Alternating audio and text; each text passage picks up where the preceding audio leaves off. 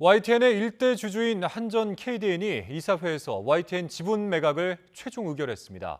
한전 KDN은 본격적인 매각 작업에 나설 계획인데 논란이 계속될 것으로 보입니다. 홍상희 기자입니다.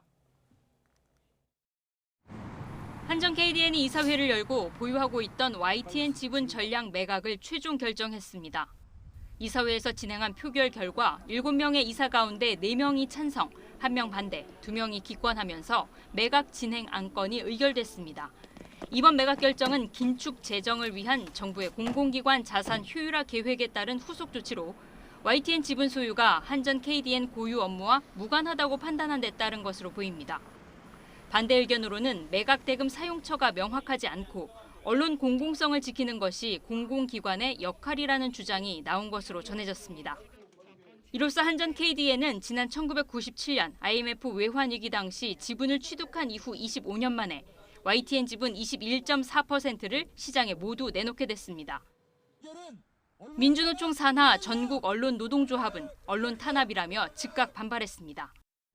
효율과 수익과 민영화라는 포장을 통해서 결국에 YTN을 우리가 먹지 못할 바에는 팔아버리겠다. YTN이 추구했던 공영 공익 이 가치는 어떻게 사실합니까?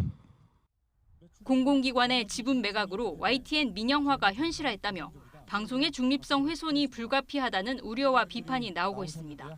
그러나 일각에서는 보도 채널의 공적 역할에 대한 반성과 고민이 필요하다는 지적도 나옵니다. 공공기관의 어떤 지원을 받고 있고 오히려 이제 조직의 성격으로 본다면 굉장히 공적인데 역설적으로 굉장히 진영론적이고 굉장히 당파적이란 말이죠. 이런 어떤 역설들이 왜 발생했는지를 좀 고민해 봐야 되고 실질적으로 여기 언론사들 자신들도 사실은 상당히 좀 자기의 혁신에 노력들을 해야 되는 거죠. 이번 이사회의 결정으로 한전 KDN은 YTN 지분에 대한 매각 대상을 선정하는 등 본격적인 절차에 나설 계획입니다. 그러나 더불어민주당과 시민사회단체 등 반발도 거세 앞으로 논란은 계속될 것으로 보입니다. YTN 홍상입니다.